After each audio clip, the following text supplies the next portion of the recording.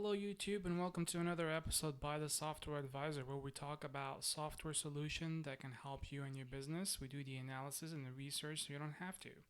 So, with that said, I'm going to be talking about a very exciting topic today. Are you interested in getting into crypto, buying crypto, but you don't know how? I'm going to show you right now some of the available software solutions that are available to you today and go over some of the basics so at least you know and you make an informed decision. So, with that said, I'm just going to go over a very high level concept first before we start talking about solutions here. So, when you buy a cryptocurrency, essentially, uh, the key to that you have to access the currency, right? You have two things: there's a public key and there's a private key.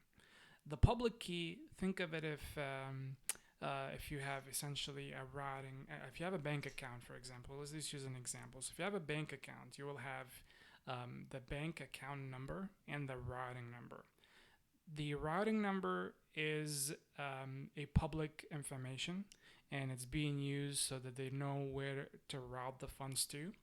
And then the account number is private, that you share with the individual that you wanted to send the information to, and basically with a combination of those two pieces of information, you get the information in your wallet. So with that said, you basically the public key for each one of the wallets can be available. So if somebody you want to ask friend A to send you money, you only share with him or her your public key. And then to access the funds, you're going to need the private key to your wallet. The key here is that the private key gets stored somewhere safely. So when you're looking at software for as a wallet, right, for your cryptocurrency, you want a solution that can maintain the security of that private key. With that said, there's two different types of wallets: a cold wallet and a hot wallet. A cold wallet means that this wallet that stores that private key that I was talking about is not connected to the internet. And if it's not connected to the internet, then it's basically 100% secure from hackers. Unless somebody comes in and beats you with a bat, right, and just kind of takes the private keys from you. But other than that, it's pretty much 100% secure. The hot wallet, however, is a wallet that is connected to the internet. So some of the software solutions I'm going to be walking you through today may involve actually a combination of both. But first, let's talk about what is a cold wallet look like. One of the exciting things about crypto, folks, when that started, right, that they wanted to be your own bank. You don't have to rely on other banks or anything like to hold the currency as the custodian, right?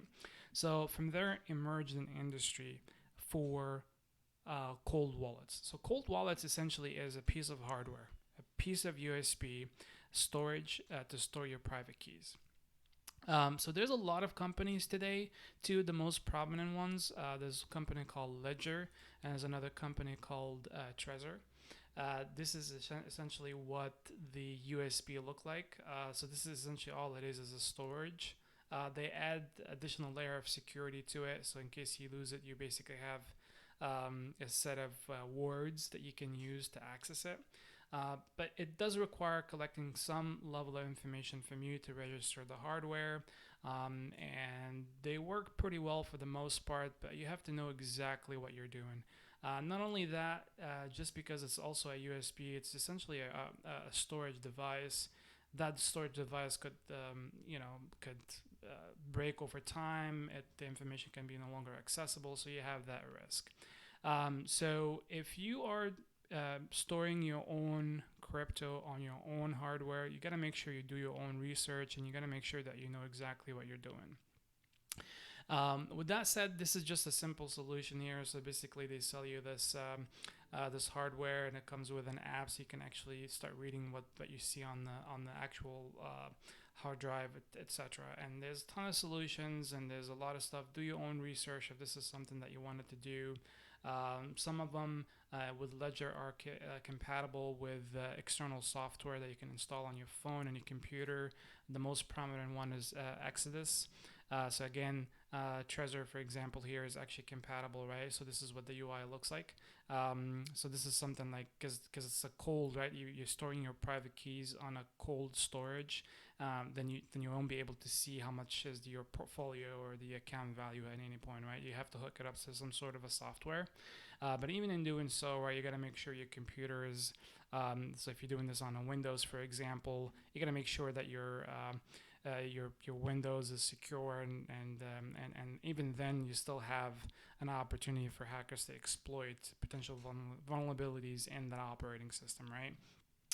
So if you're gonna be going the route of being your own bank and going with cold hardware devices like these, make sure you do your own research. Make sure you know exactly what you're doing. So for that reason, I'm gonna, just gonna also give you an example here.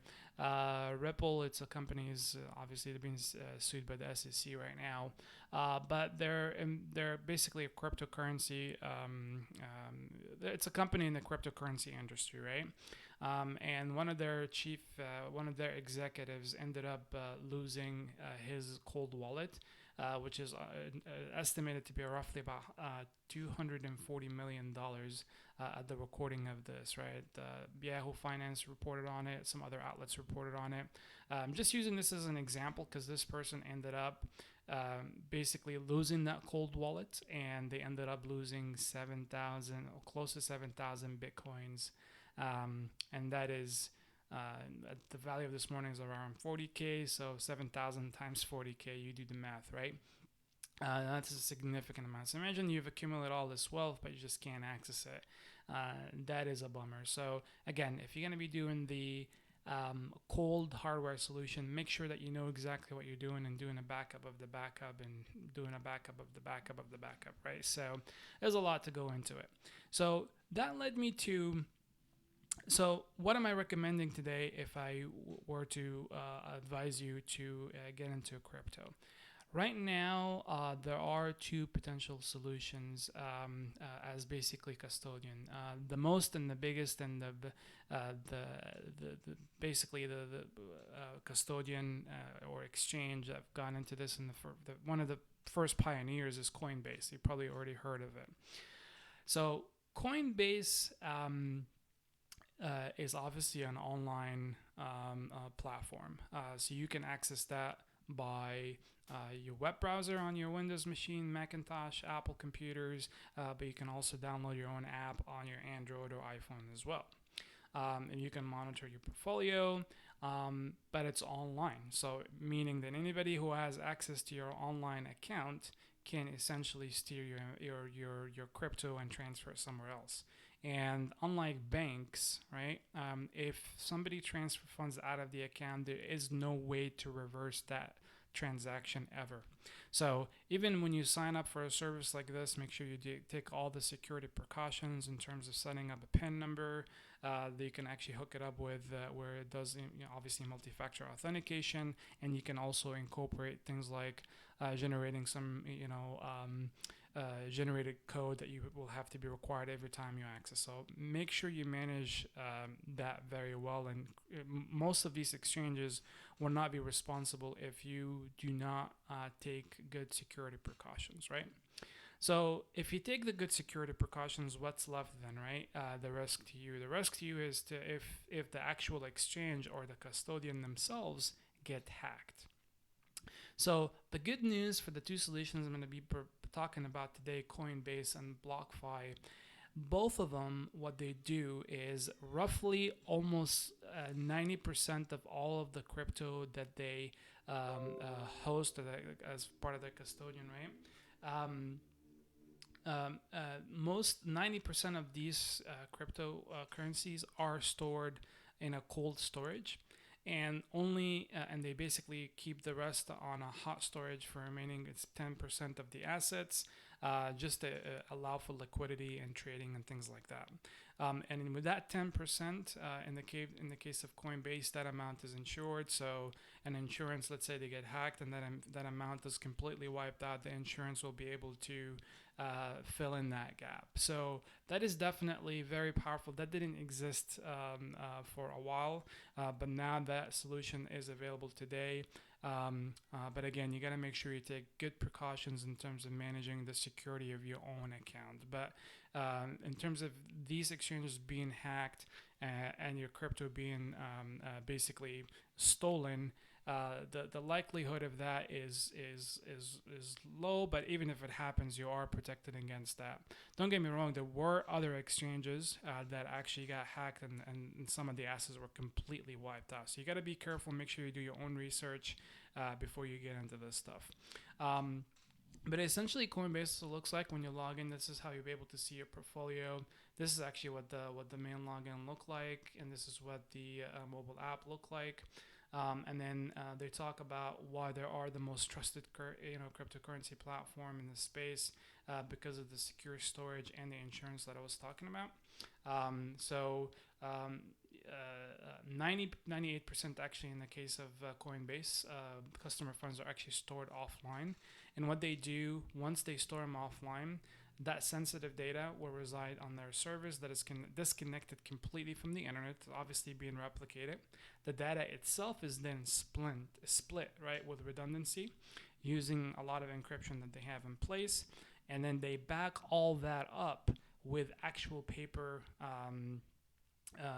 backups. So in case if all that infrastructure gets wiped out or nuked by some sort of a whatever, then they have the ability to retrieve that asset using those paper backups. The paper backups are even then distributed geographically and safety deposit box across the globe. So it's a pretty robust security system that they have in place to kind of protect your assets. So, and that's what makes them a great custody for cryptocurrency. Always make sure to enable, the two-factor authentication, etc. So that's a little bit about Coinbase. There's also Coinbase Pro. If you haven't a chance to check them out, also give that a chance. You can actually get a level of details in terms of volumes being traded as you kind of get into it. Again, make sure you do your own research and make sure that before you put any money into this, that you know exactly what you're doing. Another option that has emerged also recently is BlockFi, which is, think of it as also another cryptocurrency exchange. That cryptocurrency exchange is also the same concept. They have, it's US based and it's regulated. It's based out of New York. And they also follow similar backup solutions, kind of like maintaining most of the currency and the assets on a cold storage and only remaining 5 to 10% on a hot storage in case of a major hack to the company. So BlockFi, one of the things that so far has been an advantage to me over Coinbase is that you can actually, the crypto that is already sitting there growing in value over time, not only that, but also it's accumulating interest. For example, you can earn up to 8.6 API on any of the cryptocurrency that you hold. They have their own ways of taking, kind of works exactly like a bank, right? The money that you put on your funds and your checking or savings account, the bank takes that and distribute the funds into loans and loan somebody else and makes money off of it. So they do exactly the same thing here. You can't beat that. 8.6% of API in this today's world. You can't get that with a savings account here in the US, right? Not even half a percentage. So you get the point. But both Coinbase and BlockFi also allow you to be able to take loans against the amount of cryptocurrency that you have. The option that you can earn interest, you can borrow and buy, and you can trade as well.